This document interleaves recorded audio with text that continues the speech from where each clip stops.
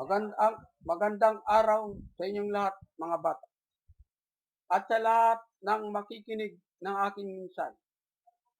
Tayo ay mag-aaral ngayon ng katisismo o Bible study. Ako nga pala ay isang Katolikong Kristiyano. Ang pundasyon ng aking pananampalataya at pananalig sa Diyos at sa Panginoong Hesus ay galing sa mga pari ng Don Bosco Youth Center, Tondo. Hindi ko sinasabi sa inyo na ako ay isang mahusay na mangangaral. Lalo na, matagal na rin akong nawala sa paglilingkod. Gayunpaman, sisikapin ko na makapagbigay ng mahusay na mensahe sa inyong lahat na angkop sa ating henerasyon. Ang ating paksa, mga bata, ay sa inyong patanong. Ang Diyos ba ay pumapatay?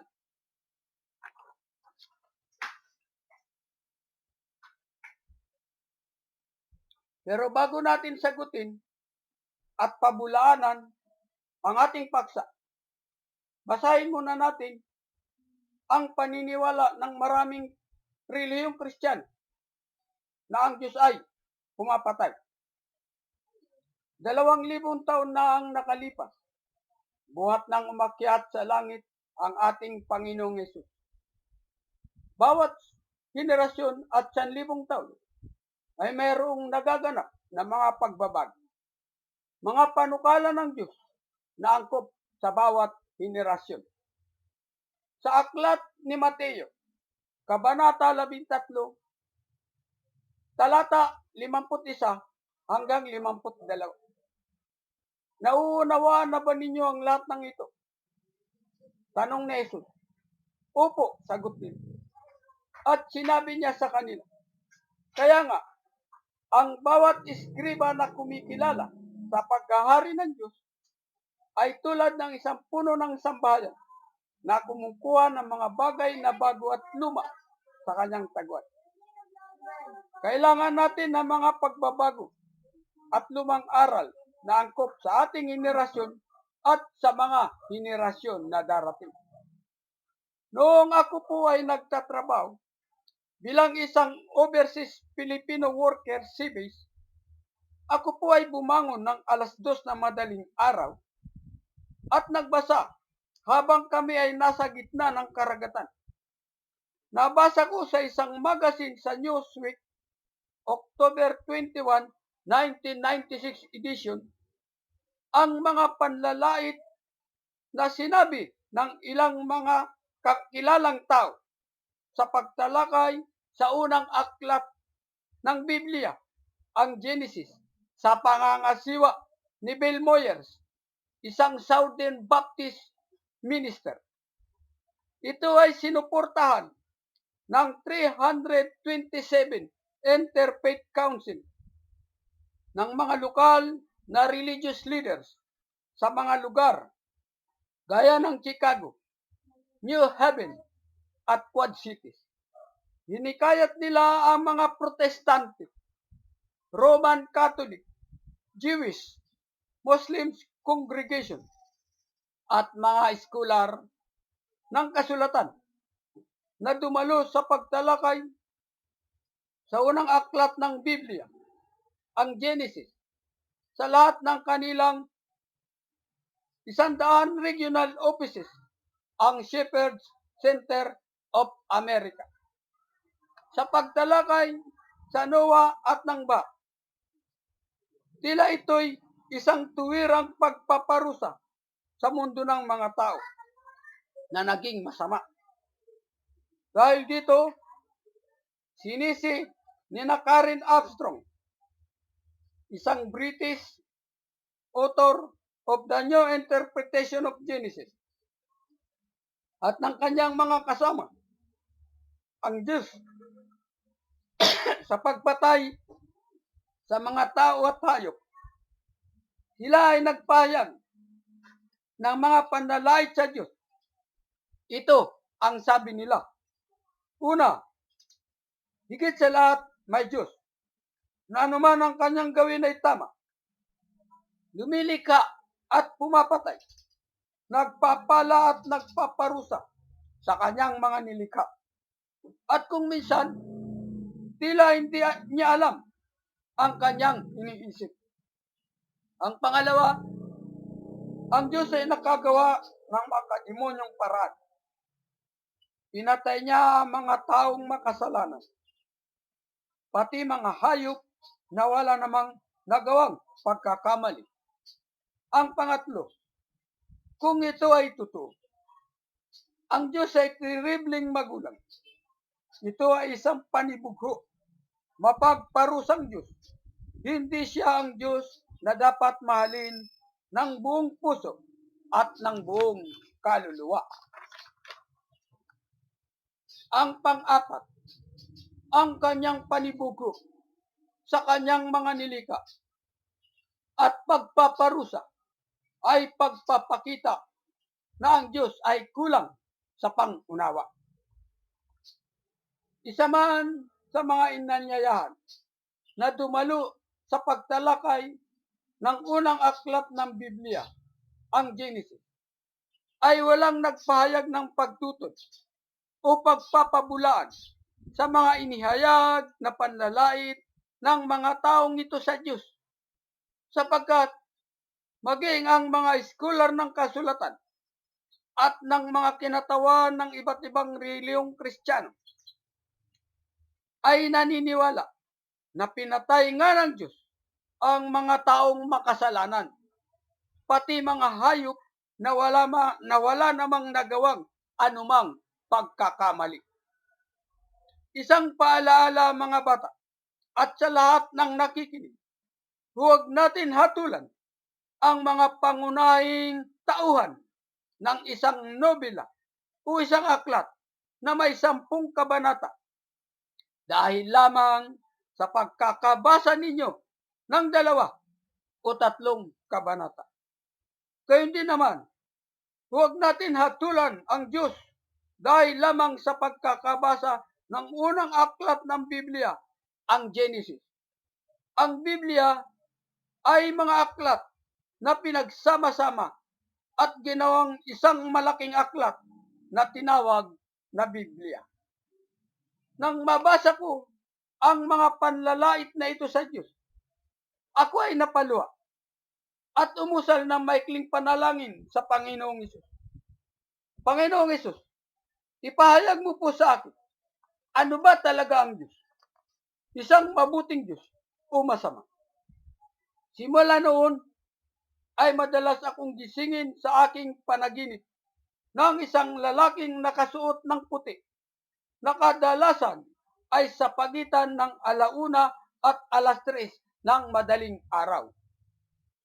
Magmula noon, tuwing ako'y magbabasa ng Biblia, ay mayroon akong isinusulat bilang sagot at mga kapahayagan sa aking maikling panalangin at tanong sa Panginoong Hesus.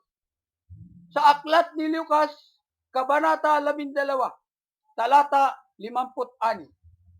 Mga mapagpaimbabaw, marunong kayong bumasa ng palatandaan sa lupa't sa langit.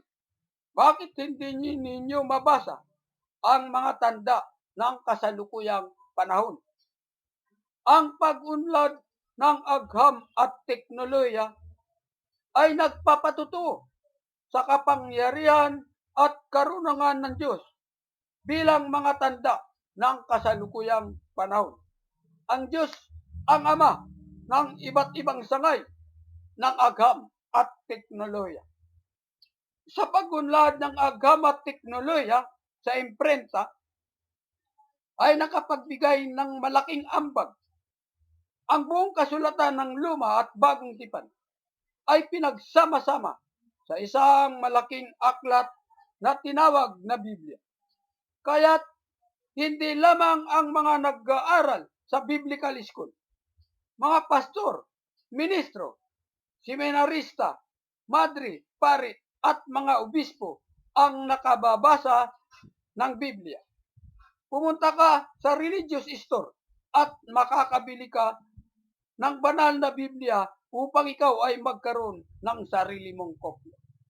Sinasabi ko sa inyo, mga bata, Kung ako lamang, hindi ko rin malalaman ang mga bagay na ito, sapagkat ako'y tulad rin ng maraming Kristiyano na walang alam at hindi kilala ang tunay na Diyos. Hindi ko rin naunawaan noong una ang pagkakatawag sa akin ng Panginoong Hesus sa gawain ito ng pangangaral. Bago natin sagutin at pabulaanan ang mga panlalait na sumisira sa Diyos bilang isang mabuting ama, mga bata, basahin muna natin ang ilan sa mga talata ng Biblia na siyang batayan ng maraming Kristiyano at mga reliyon na ang Diyos ay pumapatay ng mga tao at hayop. Sa aklat ng Genesis, Kabanata 6, talata 5 hanggang 7, nakita ni Yahweh na labis na ang kasamaan ng tao at wala na itong inisip na mabuti, kaya't ikinalungkot niya ang paglalang sa tao. Sinabi niya, lilipulin ko ang lahat ng taong aking nilalang. Lilipulin ko rin ang lahat ng hayop at mga ibon. Bakit ba nilalang ko pa ang mga ito? Sa aklat ng Exodo, Kabanata 11, talata 4 hanggang 5. Sinabi ni Moises sa Paraon, ito ang ipinasasabi ni Yahweh, paghahating gabi, maglalakad ako sa buong Ehipto at mamamatay ang lahat ng panganay na lalaki.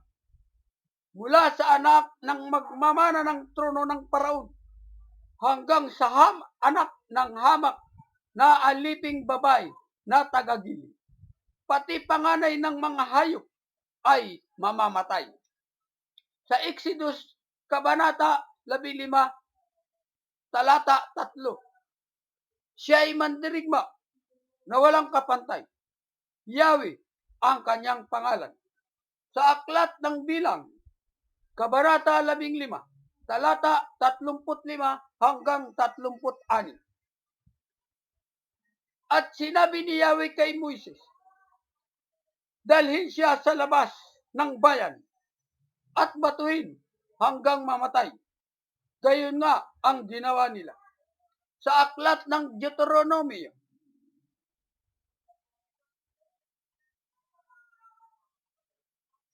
malalaman ngayon, ako ay ako nga, at maliban sa akin, wala nang Diyos. Ako'y pumapatay at maaaring bumuhay. Napagagaling ko ang aking sinusugatan at anuman gawin ko'y walang makahadlang. Sa unang aklat ni Samuel, Kabanata 15, talata 1 hanggang 3, sinabi ni Samuel kay Saul, sinugo ako ni Yahweh upang pahiran ka ng langis at italagang hari ng Israel. Pakinggan mo ang kanyang salita. Ipinasasabi niya, pahihirapan ko ang Amalek tulad ng ginawa niya sa Israel nang ito'y inilabas ko sa Ehipto. Lusubin mo ang Amalek at lupigin silang lahat. Durugin mo ang lahat nilang ari-arian at huwag magtitira kahit isa. Patayin mo silang lahat, babae at lalaki, mula sa pinakamatanda hanggang sa batang pasusuhin. Patayin mo pati kanilang mga baka, tupa, kamilyo at asno. Sa aklat ni Job, Kabanata 4, talata 9. Kaya naman itong Diyos, sa tindi ng kagalitan, sa bugso ng kanyang galit, silang lahat ay pinatay. Sa ikalawang aklat ng mga hari, Kabanata 11, talata 35. Nang gabing yaon, pinasok ng anghel ni Yahweh ang kampo ng mga taga-Assyria. Napatay niya ang 125,000 kawal. Kinabukasan, nang bumangon ang mga hindi napatay, nakita nilang naghambalang ang mga bangkay. Maliwanag, mga bata, ang sinasabi ng mga aklat ng Biblia na aking binasa. Sa pagpapatuloy ninyo ng pagbabasa at pag-aaral ng Biblia, ay marami pa kayong mababasa na ginawa ng Diyos na pagpatay sa mga tao at hayop. Kaya't hindi natin masisisi si Karen Armstrong at ang kanyang mga kaibigan na lumait sa Diyos. Gayon din ang mga naniniwala na ang Diyos ay pumapatay.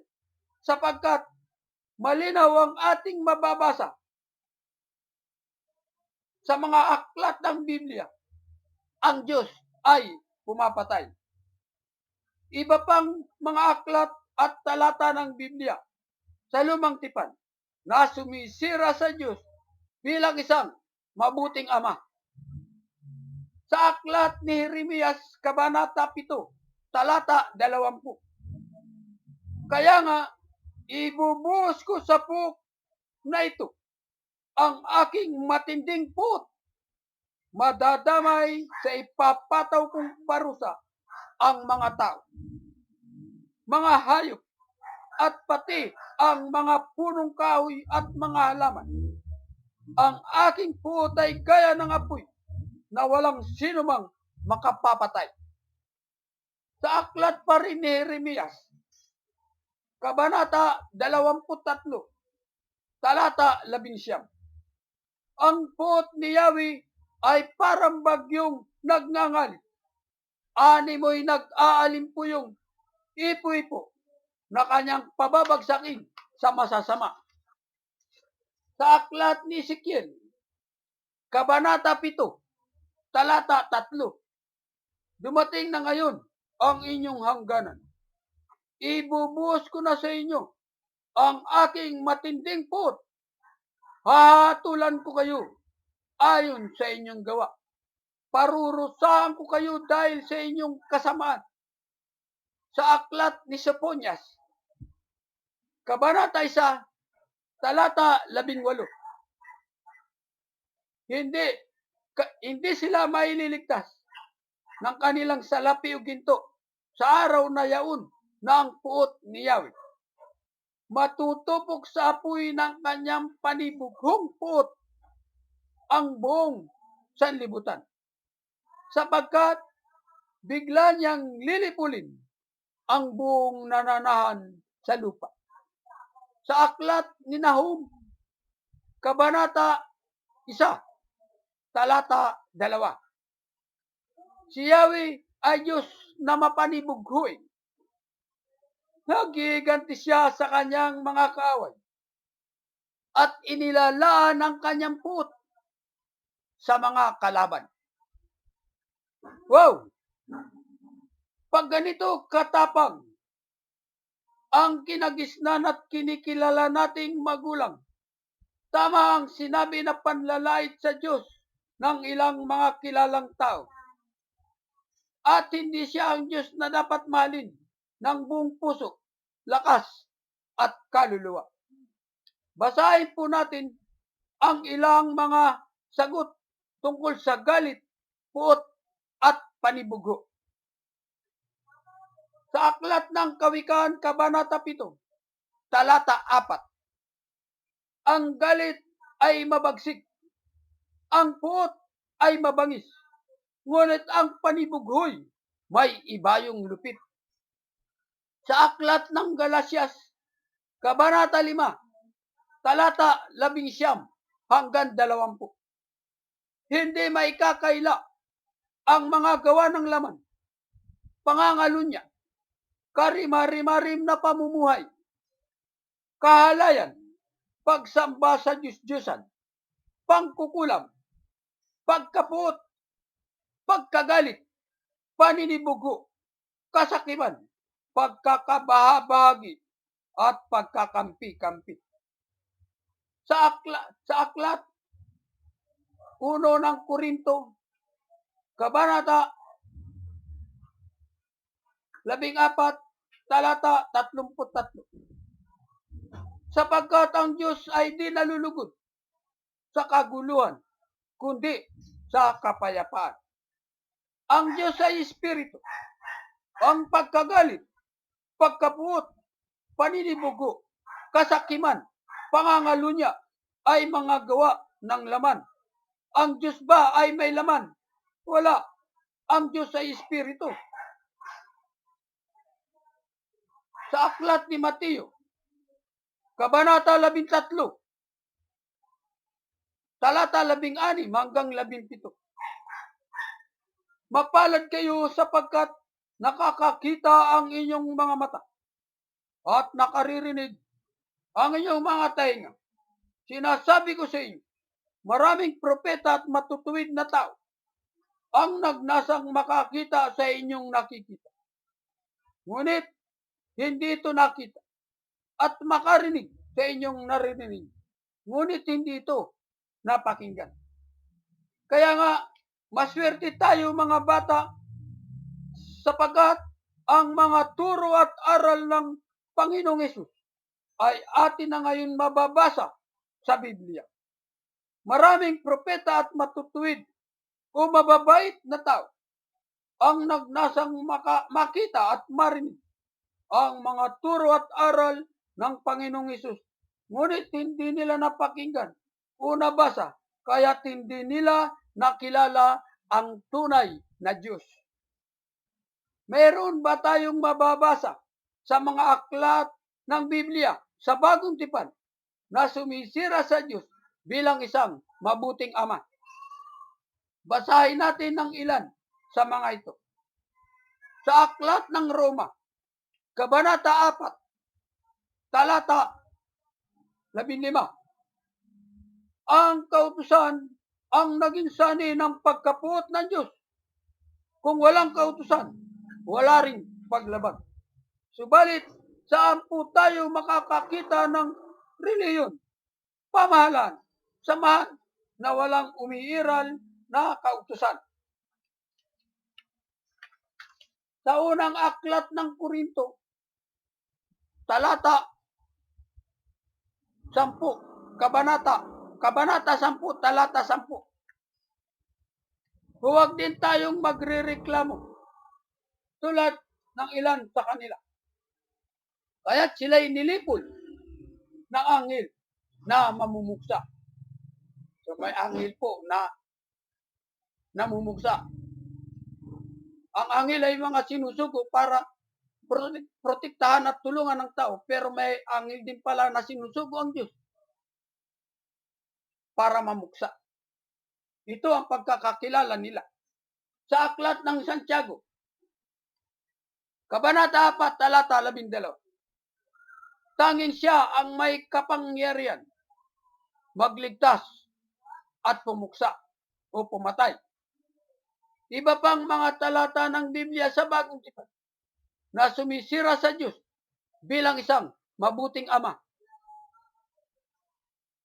Sa aklat ng Pahayag, Kabanata 2, talata 23.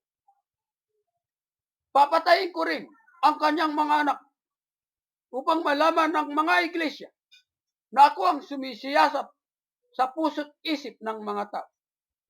Gagantihin ko ang bawat isa ayon sa kanyang mga ginawa. Sa aklat pa rin ng Pahayag, Kabanata 6, talata 7 hanggang 8.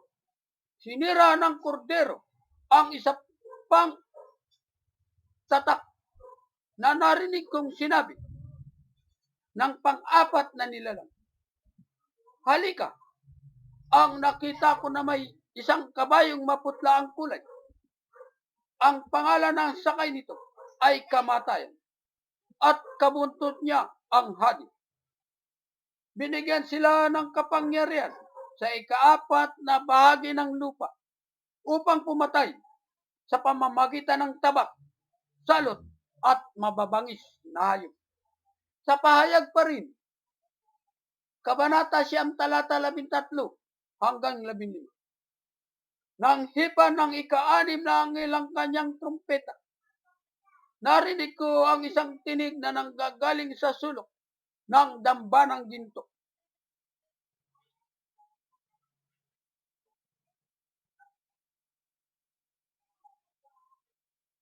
na nasa harapan ng Diyos. Sinabi nito sa ika-6 na anghel na may trumpet, kalagan mo ang 4 na anghel na nakagapos sa tabi ng malaking ilog Euphrates.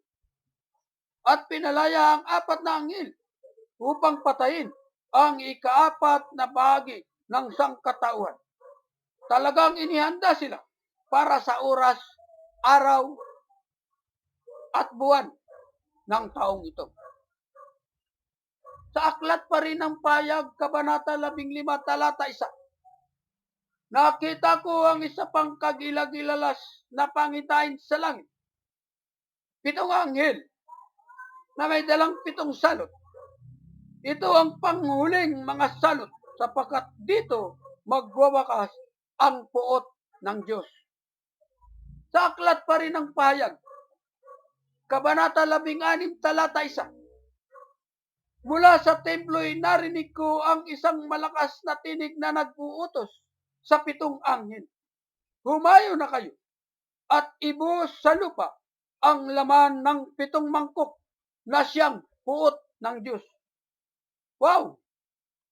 Nauunawaan ba ninyo mga bata ang aking binasa mula sa talata ng Biblia sa pahayag? Ito ay sa Bagong Tipan. Nakakagimbal, nakakatakot kung ganito kalupit o kabagsik ang kinikilala nating Diyos at Ama. Ang pahayag ay isang propesya na mangyayari sa hinarap. Ang 7 tatak, 7 anghel, at ang laman ng 7 mangkok ay puro mga salot, digmaan at pagpatay sa mga tao, hayop, at pagsira sa mga pananim at kalikasan. Sa ating panahon ngayon, na may kaugnayan sa pahayag, ang digmaan, patayan, karumal-dumal na krimen, mga salot na dulot ng sakit na biological weapon, gaya ng antidote, AIDS, anthrax, SARS, at COVID-19, mga sandatang chemical, nuclear, at missile, nakagagawan ng mga sayantipiko, doktor, mga taong nagsisiyaman dahil sa kaguluhan ng mundo, mga taong walang pananampalataya sa Diyos, mga lider ng bansa, gamit ang mga nasabing sandata sa kanilang mga kaaway sa relihiyon, prinsipyo at politika, na ang paniniwala, ang pagpatay sa kanilang kapwa ay paglilingkod sa Diyos. Ang mga gumagawa nito ay mga war criminal at kaaway ng sangkatauhan. Hindi mawawala kahit kailan sa mundong ito ang mga sani ng pagkakasala ng tao. Ngunit nakapangingilabot ang sasapitin at panggagalingan ng taong ito. Basahin natin ang sagot ng mga talata ng Biblia sa digmaan, patayang kaguluhan, mga karumal-dumal na krimen, mga salot na dulot ng sakit na biological weapon, mga sandatang chemical, nuclear at missile na nakamamatay at sumisira sa kalikasan na ating tahanan o tirahan. Sa aklat, 2 ng Korinto, Kabanata 11, talata 14. Hindi ito dapat pagtakhan, sapagkat si Satanas man ay maaaring magkunwaring anghel ng kalangitan. Nakita nyo mga bata, si Satanas pala ay pwedeng magkunwaring isang anghel sa langit. Kaya mag-ingat kayo. Baka may magpakita sa inyo na isang anghel o mabait na kaibigan, pero sinasama kanya na makipag-away. Huwag kang maniwala sa kanya. Iwasan mo siya. Hindi siya tunay na anghel. Ang nagpakita kay Juan sa isla ng Patmos ay si Satanas. Mga demonyo na nagkunwaring si Jesus at mga anghel, sapagkat hindi alam ni Juan na si Satanas at ang mga demonyo ay maaaring magkunwaring si Jesus at anghel sa langit. Nilinlang nila si Juan upang ibintang sa Diyos ang pagpatay sa mga tao, hayop at pagsira sa mga pananim at kalikasan. Ang nagpakita kay Juan ay kabaliktaran sa tunay na Jesus at mga anghel. Sa aklat ng Tesalonika, unang Tesalonika, Kabanata 2, talata 18. Makailang beses kong tinangkang dumalaw sa inyo, ngunit lagi kaming hinahadlangan ni Satanas. Sa aklat ni Juan, Kabanata 8, talata 43 hanggang 44. Bakit di ninyo maunawaan ang sinasabi ko? Ang dyablo ang inyong ama, at kung ano ang gusto niya, iyon ang inyong ginagawa. Siya'y mamamatay tao na sa simula pa, at kalaban ng katotohanan, at di matatagpuan sa kanya ang katotohanan kahit kailan. Kung siya'y nagsisinungaling, likas na ito sa kanya, sapagkat siya'y sinungaling at ama ng kasinungalingan.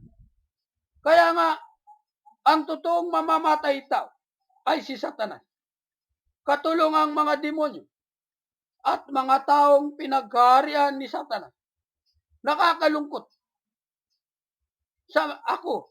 nalulungkot ako sa mga taong nagsasabi na tayong mga Katolikong Kristiyano ay mga Satanas. Ang ating Santo Papa ay Satanas at siyang 666 daw. Bakit? Mayroon na ba tayong pinatay? Mayroon na ba kayong binugbog at sinaktan mga bata? Ang nagsasabi ng ganyan ay hindi kilala ang tunay na Diyos.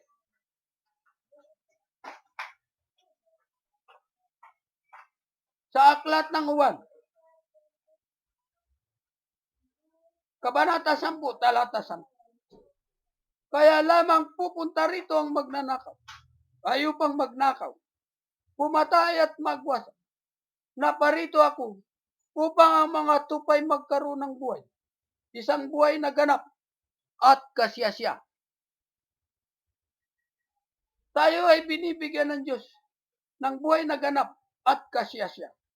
Si Satanas na mamamatay tao, sinungaling at magnanakaw, ay humahadlang at gumagawa ng lahat ng paraan upang tayo ay bigyan ng mga kalungkutan at kamatayan.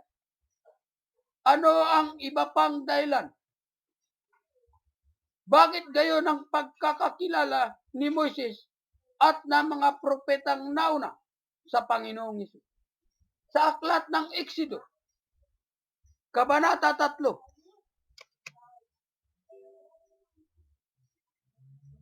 talata 13.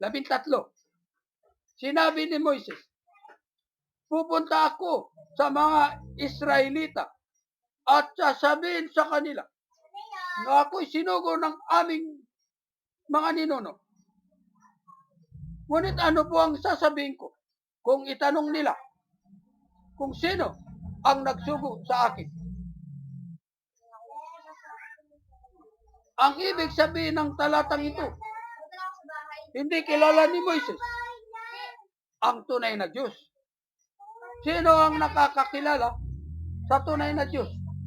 Basahin natin, mga bata, ang mga turo at aral ni Jesus. Sa aklat ni Juan, Kabanata 8, talata 55. Hindi ninyo siya nakikilala. Ngunit siya ay nakikilala ko. Kung sabihin kong siya ay hindi ko nakikilala, ako'y magiging sinungaling na tulad ninyo.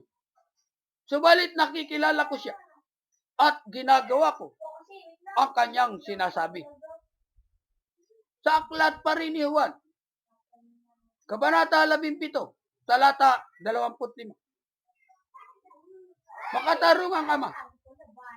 Hindi ka nakikilala ng sanlibutan, ngunit nakikilala kita. at nalalaman na mga ibinigay mo sa akin na ikaw ang nagsugo sa akin. Walang katarungang makakamit sa mga digmaan, patayan, mga kaguluhan, mga salot, sapagkat maging ang hindi lumalaw sa digmaan, patayan, kaguluhan ay nadadamay. Sa aklat ni Mateo,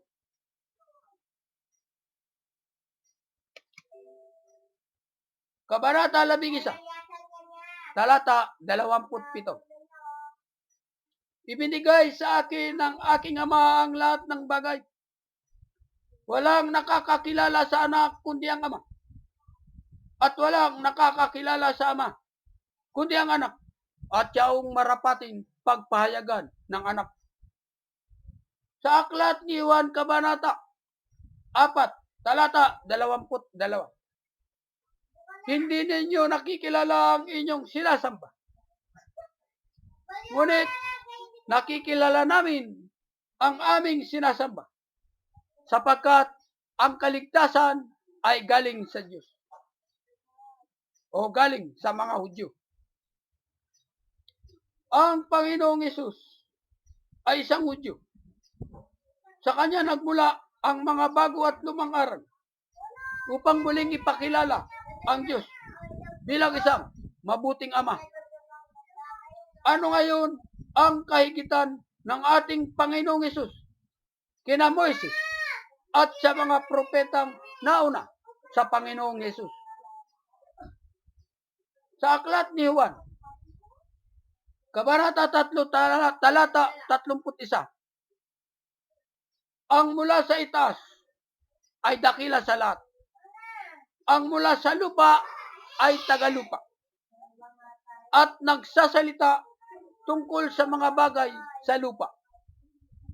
Ang mula sa langit ay dakila sa lahat.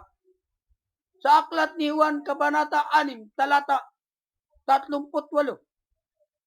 Sapagkat ako'y bumaba mula sa langit, hindi upang gawin ang kalooban ko, kundi ang kalooban ng nagsugo sa akin. Sa aklat ng Exodus, Kabanata 4, talata 16 hanggang 17. Siya ang magiging tagapagsalita mo sa mga tao at ikaw ang magiging parang Diyos na magsasabi sa kanya kung ano ang sasabihin niya. Dalhin mo ang iyong tungkod, pagkat iyan ang gagamitin mo sa paggawa ng kababalaghan.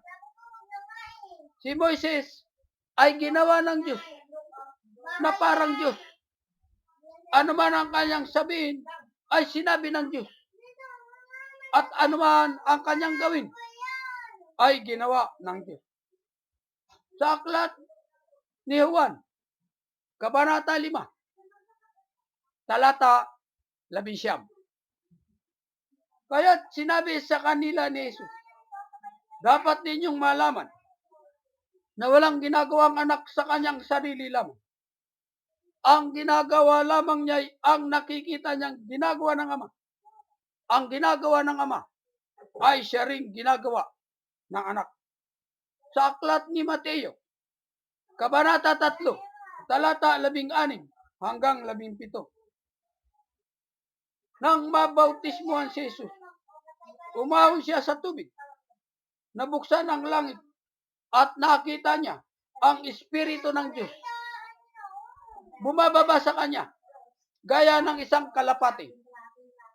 At isang tinig mula sa langit ang nagsabi, ito ang minamahal kong anak na lubos kong kinalulugdan. Sa aklat ni Mateo, Kabanata 8, talata 27. Na mga silang lahat at ang sabi, anong tao ito? Kahit ang hangin at ang dagat ay tumatalima sa kanya.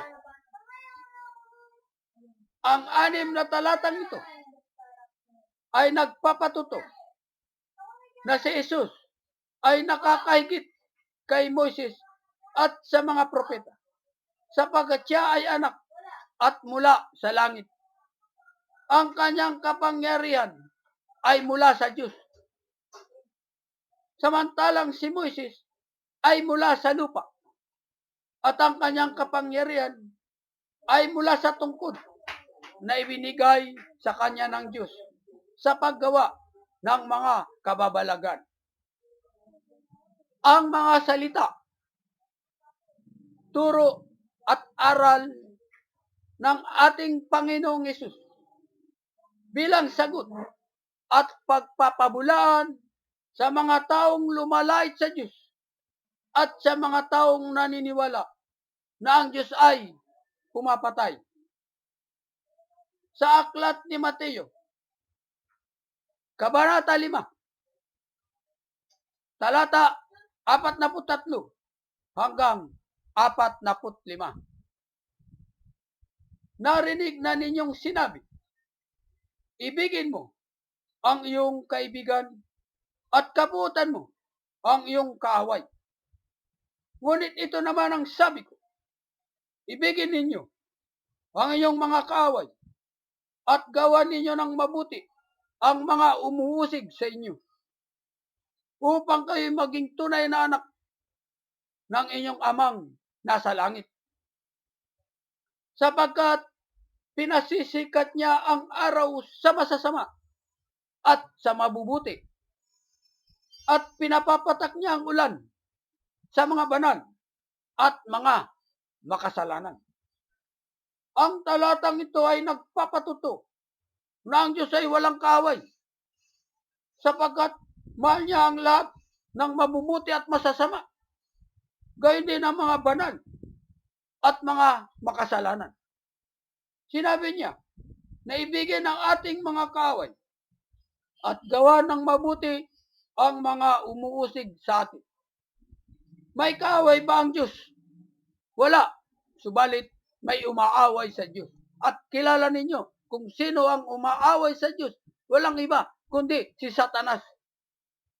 Sa aklat ni Juan, Kabanata 13, talata 34. Isang bagong utos ang ibinibigay ko sa inyo. Mag-ibigan kayo. Kung paanong iniibig ko kayo, gayon din naman, mag-ibigan kayo. Kung kayo'y mag-iibigan, makikilala ng lahat na kayo'y mga alagad ko. Ano ang utos ni Jesus? Mag-ibigan, magmahalan. Kung mayroon tayo nito, may makikita ba tayong nag-aaway-away? Wala.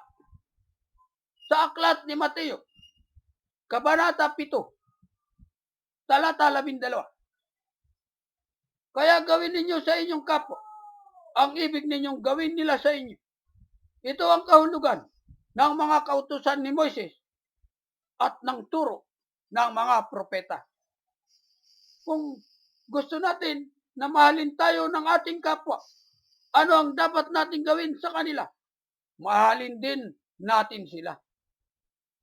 Gawan natin sila ng mabuti dahil iyon ang gusto natin na gawin din sa atin. Sa aklat ng Gawa, Kabanata 21, talata 20. Nang marinig nila ito, sila'y nagpuri sa Diyos at kanilang sinabi kay Pablo, alam mo kapatid na Pablo, libo na ang Hudyong naniniwala kay Jesus at silang lahat ay mahigpit sa pagsunod sa mga kautusan ni Moises.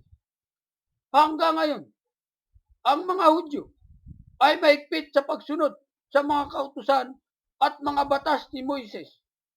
Wala silang pananalig at pananampalataya kay Jesus sapagkat naniniwala sila na ang mga batas at kautusan ni Moises at ng mga propeta ay panghabang panahon, kaya't hindi nila nakilala ang tunay na Diyos. Sa aklat ni Juan, Kabanata 16, talata 1 hanggang 2. Sinasabi ko ito sa inyo upang huwag kayong mawalan ng pananalig sa akin. Palalayasin nila kayo sa mga sinaguga. Darating ang panahon na ang sino man pumatay sa inyo ay mag-aakalang naglilingkod siya sa Diyos. Ito ang paniniwala ng mga Hudyo at ng maraming Kristiyano, maging ng ibang mga reliyon. Ang pagpatay sa kanilang kapwa ay paglilingkod sa Diyos, sapagkat wala silang pananampalataya at pananalig sa mga aral ng Panginoong Hesus. Kaya't hindi nila nakilala ang tunay na Diyos.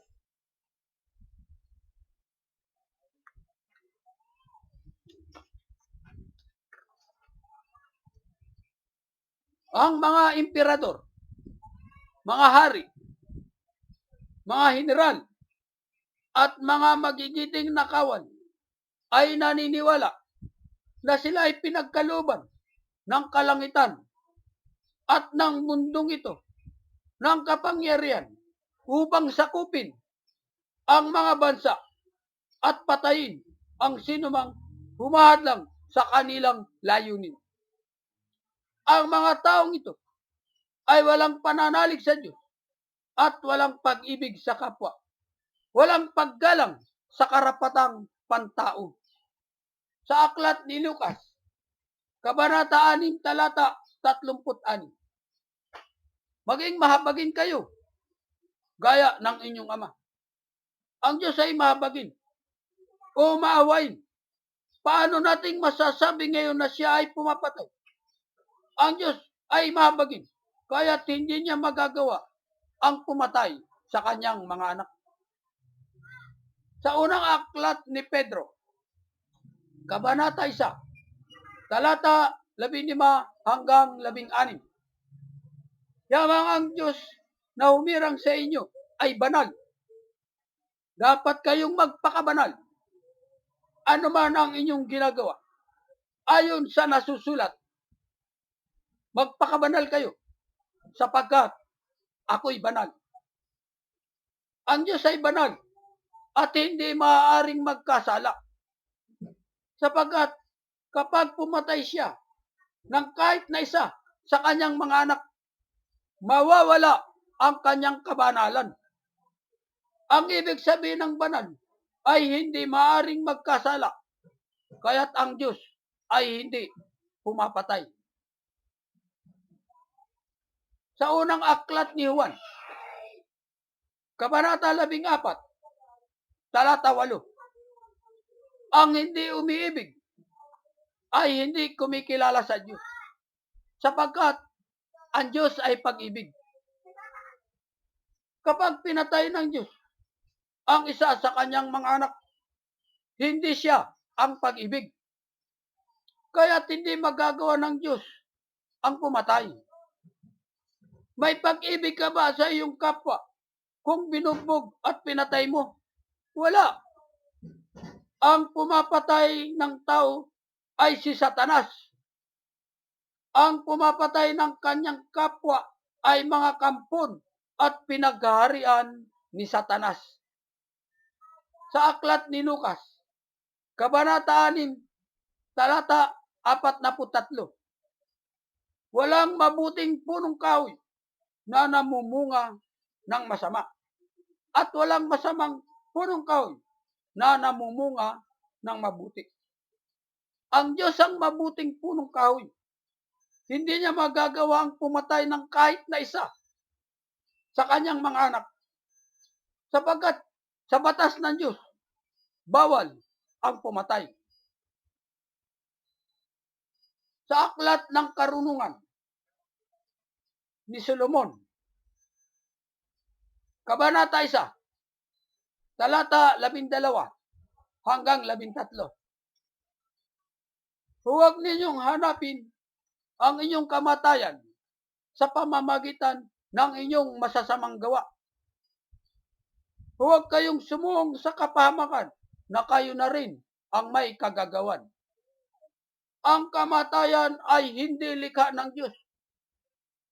ang pagkamatay ng alinmang may buhay ay hindi niya ikinalulugod.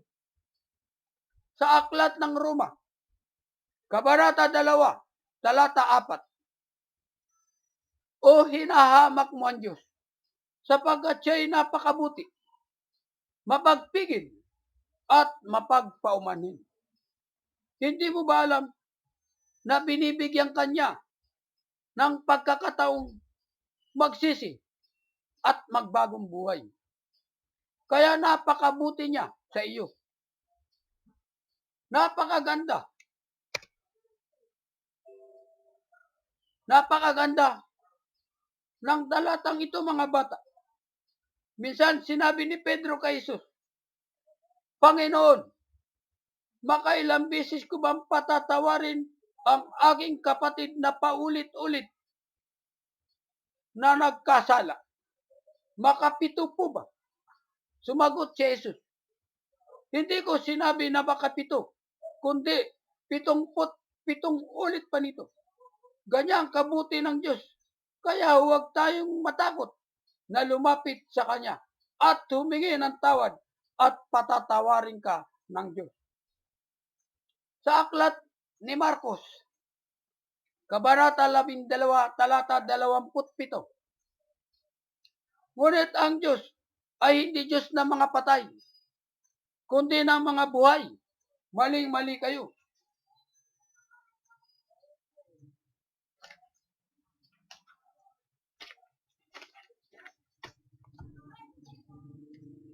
Sa unang aklat ng Korinto, Kabanata 2, talata 8.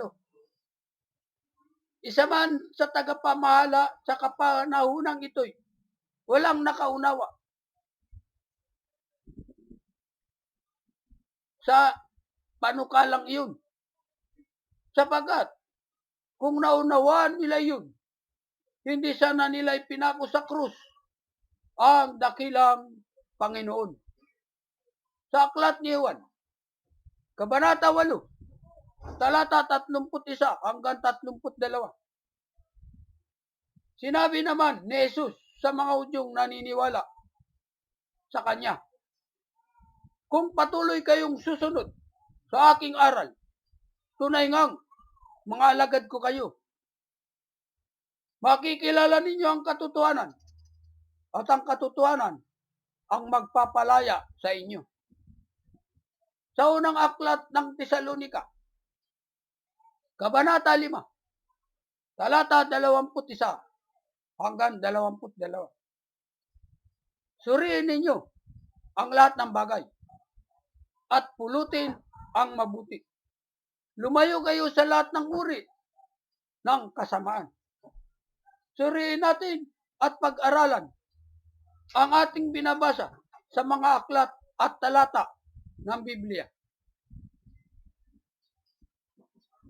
Ang Biblia ay isinulat ng mga taong kinasiyahan ng Diyos. Ang Biblia ay naglalaman ng mabuti at masama. Mabuti ang mga salita at gawa ng Diyos at ng Kanyang mga lingkod. Masama ang mga salita at gawa ni Satanas at ng Kanyang mga kampon. Ang mga paalala ng Panginoong Hesus sa atin sa aklat ni Mateo, Kabanata 15, talata 14. Hayaan ninyo sila. Sila'y mga bulag na taga-akay. At kapag bulag ang umakay sa bulag, kapwa sila mauhulog sa hukay. Sa unang aklat ni Juan, Kabanata 4, talata 1.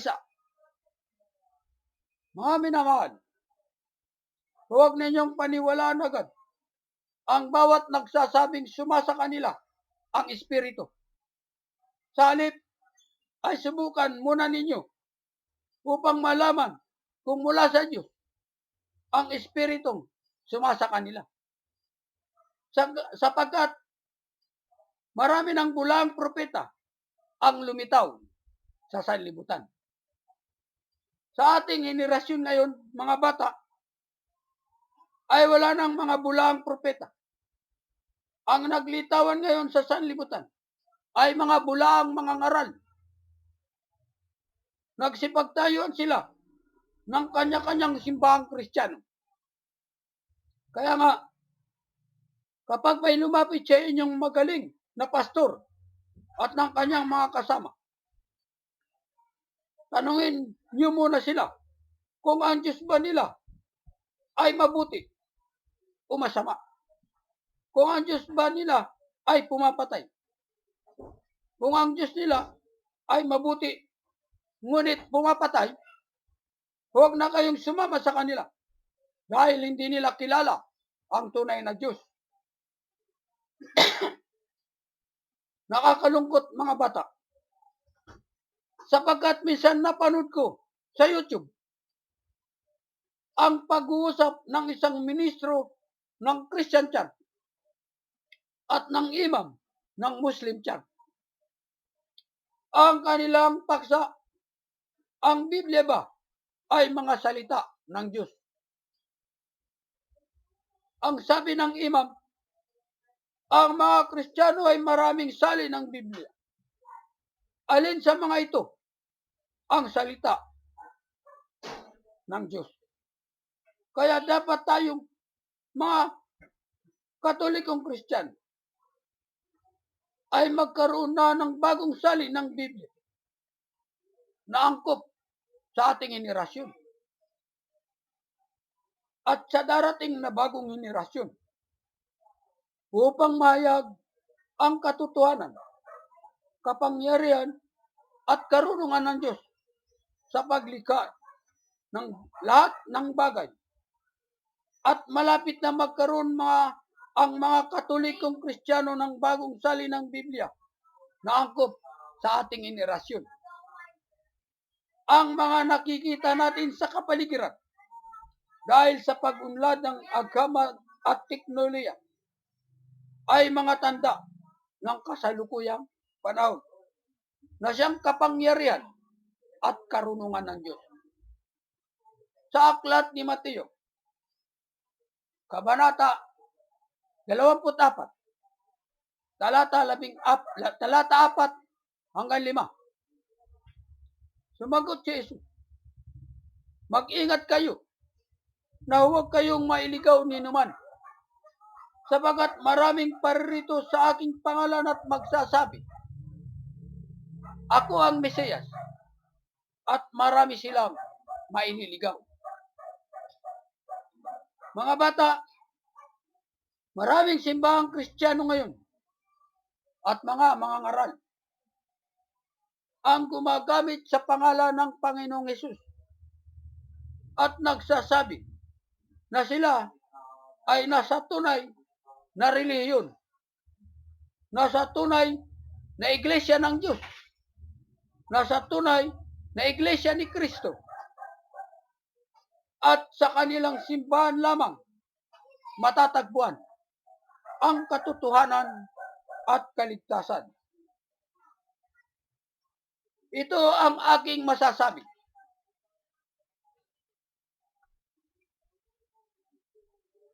Mga bata, kahit na ikaw ay nasa tunay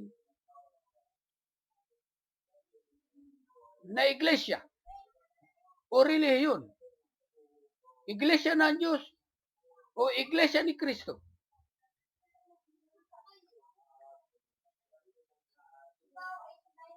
subalit kung ikaw ay mamamatay tao, sinungaling, mandaraya, tugaron, mapagsamantala sa iyong kapwa, lasenggo, babaero, rapist, sakim, mapanibughuin, galit, puot, at nilalait mo ang iyong kapwa at ang ibang relihiyon. Walang respeto sa karapatang pantao.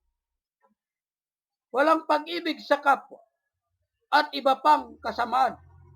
Hindi ka makakapasok sa kaharian ng Diyos dahil ikaw ay masama. Kung ikaw naman ay may pag-ibig sa iyong kapwa at matulungin. Subalit, wala kang pananampalataya sa Diyos at sa Panginoong Hesus. Hindi ka rin makakapasok sa kaharian ng Diyos. Kailangan ng isang tao ay may pananampalataya sa Diyos at sa Panginoong Hesus. May pag-ibig sa kapwa at may mabubuting gawa para makapasok tayo sa kaharian ng Diyos. Tandaan natin mga bata, sinugo ng dala-dalawa ang 72 mga alagad para mangaral ng Ebanghelyo at ang 12 alagad. Ang mga Kristiyano ay nagkakampi-kampi. Kay Pedro ako, kay Pablo ako, kay Juan ako, kay Apollo ako. Siya ang tunay na kahalili ni Jesus. Maraming sinugo si Jesus, hindi lamang isa, 3 o 5. Kaya hindi dapat mag-away-away ang mga Kristiyano dahil dito. Lumalabas na hindi kilala ng mga leader ng simbahang Kristiyanong ito ang tunay na Diyos. Kung ako na isang Kristiyanong Katoliko, ay sinasabihan ninyong Satanas. Gayon din ang mga leader ng aming simbahan at inihahalin tulad pa sa 666. Ano naman ang masasabi ninyo sa mga miyembro at leader ng Buddhist, Hindu, Islam, Atheist, Communist? Kahit na kayo ay isang magaling na pastor o mangangaral, huwag ninyong nilalait ang inyong kapwa at ang ibang mga reliyon. Dahil dito, hindi ka makakapasok sa kaharian ng Diyos sapagkat ang puot, galit, panibugo at kasakiman ay naghahari sa iyong puso. Matutulad ka sa mga Hudyo na nilalait ang mga hintil.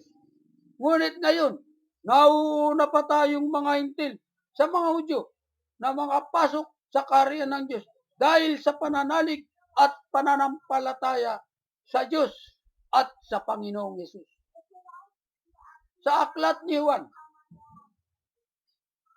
Kabanata 7, talata 17. Matatalos ng sinumang ibig tumupad ng kalooban ng Diyos.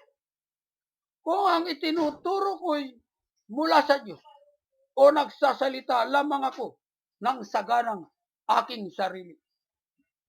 Ang mga isinulat kong ito ay hindi basta nang galing sa akin. Ito'y sagot ng Panginoong Hesus sa aking maikling panalangin. Panginoong Hesus, ipahayag mo po sa akin, ano ba talaga ang Diyos? Isang mabuting Diyos o masama? Alam niyo mga bata, binago ang saligang batas noong 1935 at nagkaroon tayo ng bagong saligang batas noong 1989. Kanila itong binago upang iangkop sa ating henerasyon ngayon. Ngunit kung patuloy natin susundin ang saligang batas na binago na ito'y tuwirang paglabag sa bagong batas at masasabi ko na isang pagkakamali. Gayon din naman, hindi natin sinasabi na mali ang mga kautusan at mga batas ni Moises at ng mga propeta. Subalit, nang dumating ang Panginoong Hesus, muli niyang ipinakilala ang Diyos bilang isang mabuting Ama. Ang Panginoong Hesus ang hangganan ng mga kautusan at mga batas ni Moises. Sinabi ni Hesus na hindi siya naparito para pawalang bisa ang kautusan. Naparito siya para ipaliwanag at ganapin ang mga iyon. Ang kautusan ay hindi mawawala ng bisa. kahit ang kaliit-liitan bahagi nito hanggang hindi nagaganap ang lahat. Nang si Jesus ay nakapako na sa krus, alam niya na naganap na ang lahat at ang katuparan ng kasulatan. At sinabi niya, naganap na. Iniyukayok niya ang kanyang ulo at nalagot ang kanyang hininga. Kung patuloy natin susundin ang lumang paniniwala na binago na ng Panginoong Hesus, ito'y masasabi ko na isang pagkakamali. Kailangan natin ng mga bagay na bago at luma para sa ating bagong henerasyon. Naway, ang aklat at mga talata ng Biblia na aking isinulat bilang mensahe ay maging patotoo. Sa lahat, ang Diyos ay hindi pumapatay. Naway naging kaisa ko kayo sa paniniwalang ito. Wala akong intensyon na saktan ng sinuman. Sa maniwala kayo o hindi, ako ay nagpapasalamat sa Diyos. Kung hindi naman,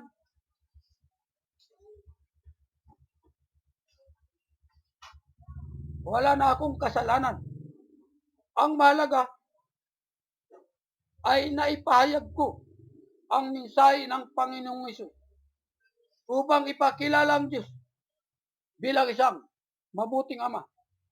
Ang Diyos ay hindi pumapatay. Naway naging kaisa ko kayo sa paniniwalang ito. Maraming salamat mga bata at sa lahat ng nakikinig. Pagpalain po tayo ng Diyos sa pangalan ng Panginoong Hesus. Mabuhay po tayong lahat. Amen.